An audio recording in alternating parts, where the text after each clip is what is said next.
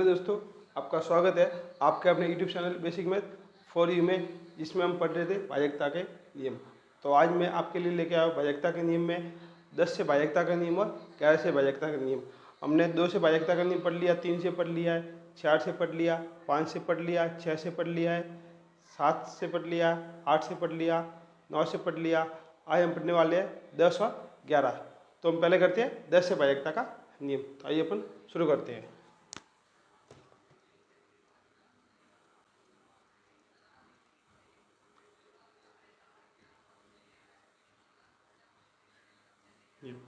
तो आज हम ले रहे हैं 10 से भाजकता।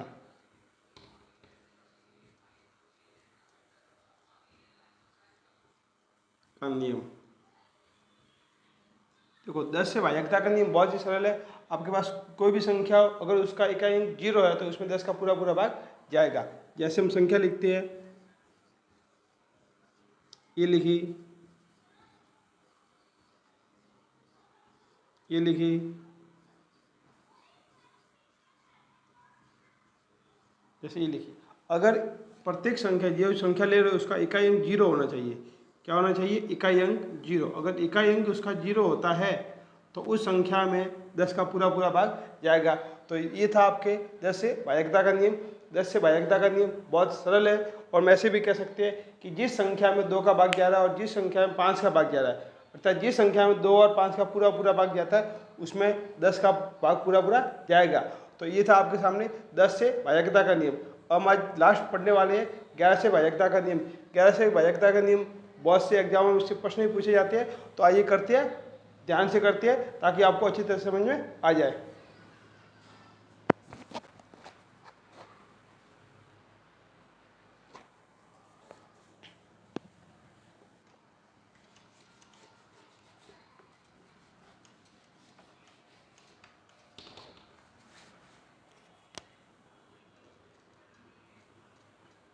तो आपके सामने है 11 से भाजकता का नियम।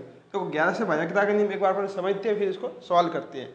जैसे आपके सामने ABCD कोई 4 अंक की संख्या लिखी हुई है, तो हमें भाजकता का नियम जो 11 उसमें करना क्या है, इन संख्याओं को पीछे से आपको नंबरिंग करनी है। 1 2 3 4 या प्लस माइनस करो। जैसे आप या तो 1 2 3 4 करो, या इसको प्लस, इसको माइनस, इसको प्लस, इसको माइनस करो। जैसे अपन करते हैं, इसको प्लस किया, इसको माइनस किया, इसको प्लस किया, इसको माइनस किया। तो आपको प्लस से शुरू करना है, या आप इसको 1 2 3 4 ऐसे भी कर सकते हो, जो आपको अच्छा लगे। हम करेंगे प्लस माइनस से। जैसे किया, तो अब हमें इसमें क्या करना है, जैसे ये प्लस वाली संख्या है, B और D यहाँ जोड़नी है, और बराबर में जैसे आपको B और D प्लस वाली संख्या जोड़नी है, यहाँ पर जो माइनस की संख्या, माइनस निशान वाली संख्या थी, इन दोनों को यहाँ जोड़नी है। अब हमें आगे क्या करना है कि इसका योग करके और इसका योग करके बड़े योग में से छोटा योग घटाना है। अगर वो घटाव, इसका जो आंसर है या तो 0 आए या 11 से भाज्य संख्या आए, तो उस संख्या में 11 का पूरा पूरा भाग जाएगा।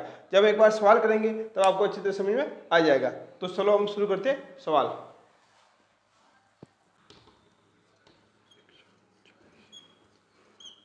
जैसे हमने ये संख्या ली है, आपके सामने संख्या है।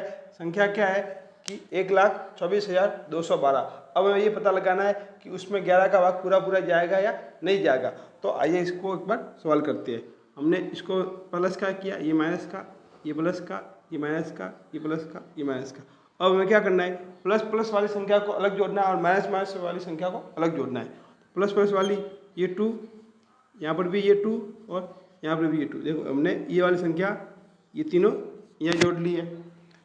2 + 2 + 2, ये टोटल कितनी हो जाएगी आपके 6।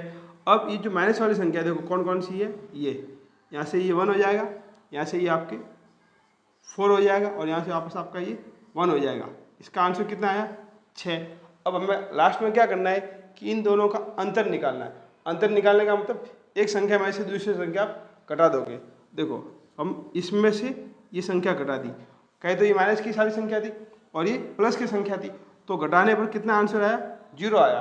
अगर उस संख्या के प्लस वाली संख्या के स्थान का और माइनस वाली संख्या के स्थान के अंकों का जब योग करते हैं, अगर उनका अंतर या तो 0 आना चाहिए या 11 से भाज्य आना चाहिए। याद रखना है, या तो 0 आना चाहिए या 11 से भाज्य आना चाहिए। तो तो उस संख्या में 11 का पूरा पूरा भाग जाएगा, अर्थात यह पूरी संख्या देखो 1 2 4 2 1 11 से भाज्य होगी, 11 से भाज्य है या 11 से भाज्य होगी। तो ये था आपके 11 से भाजकता का नियम। एक सवाल और करते हैं ताकि आपको और भी अच्छी तरह समझ में आ जाए।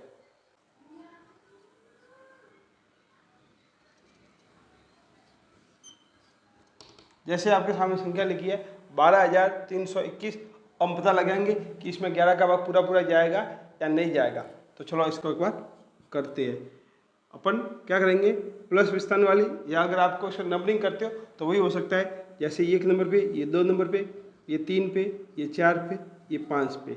अब हमें क्या करना है, जैसे सम स्थान वाली संख्या को लेना है, ये ले ली हमने। इस पे कौन कौन सी संख्या है, 2 + 2 ये ले ली। अब विषम वाली संख्या, विषम स्थान वाली संख्या कौन कौन सी है, एक तो आपका ये वाला 1 है, फिर ये 3 है, फिर ये वापस आपका 1 है, ये हो गया। अब हमें क्या करना है, देखो ध्यान से, 2 + 2 कितने हो जाएंगे आपके 4, 3 और एक 4 और एक 5, ये 5 हो गया।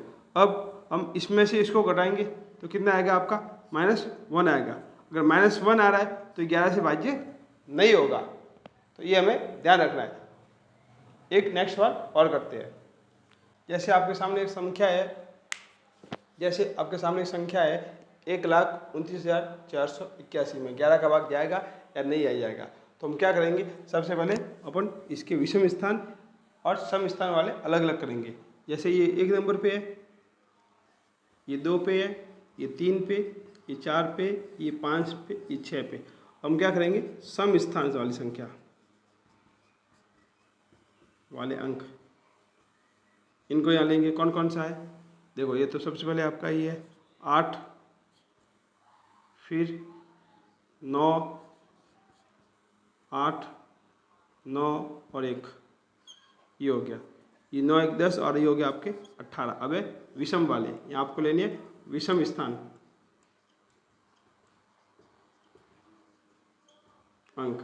क्या होगा विषम स्थान अंक में, याद करो आपका, एक तो आ जाएगा इसमें से 1, इसमें से हो जाएंगे आपके 4, या और इसमें से हो जाएंगे आपके 2। तो ये कितने हो गए, 4 2 6 और 1 7।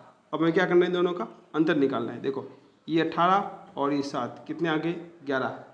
18 में 7 गया तो कितने आ गए 11। तो हमने क्या कहा था, या तो उसका आंसर, अंतर का आंसर या तो 0 होना चाहिए या 11 होना चाहिए। तो ये 11 से पूरी तरह भाज्य हो जाएगी, ठीक है, ये 11 से आपकी भाज्य हो जाएगी। एक बार इसमें पूरा आप भाग देके भी चेक कर सकते हो। तो एक बार पूरा इसमें भाग देते हैं, 11 का पूरा पूरा भाग जाता है या नहीं जाता है, का भाग देखिए चेक करते हैं जाता है या नहीं जाता। 11 का 12 में जाएगा, एक बार यहाँ उतरे 11, यहाँ से उतरा 1, यहाँ से उतरे 9, वापस जाएगा एक बार, कितने आएंगे 11। 19 में से 11 गए तो कितने रहे 8 रहे, यहाँ से कितने उतरे 4 रहे। अब कितनी बार जाएगा, 84 तो आते नहीं है, 84 से कम क्या संख्या है जो 11 के टेबल में आएगी 77, 77 आएगी। कितनी बार जाएगी 7 बार, ये हमने क्या लिखा 77। तो देखो 3 यहाँ से रहे और 4 यहाँ, कितने उतरे आपके 7, ऐसे कितने उतरे अभी आपके 8 उतरे, कितने उतरे 8 उतरे। और वापस 11 का टेबल में 78 तो नहीं आते, 78 से कम संख्या क्या आएगी 77, कितनी बार जाएगा वापस भाग 7 बार, ये लिखा। अब कितना उतरा 1, यहाँ से कितना उतरा अब 1, 11 का भाग 11 में कितनी बार जाएगा 1 बार, ये हो गया आपके भाग पूरा। तो हम इस प्रकार से 11 का अगर भाजकता का नियम याद हो तो इतनी बड़ी संख्या में भाग देने से पहले एक बार चेक कर सकते हैं कि इसमें 11 का भाग पूरा पूरा जाएगा या नहीं जाएगा, ताकि अपना सवाल बिल्कुल सही हो जाए। तो ये हमने सीखे थे भाजकता के नियम।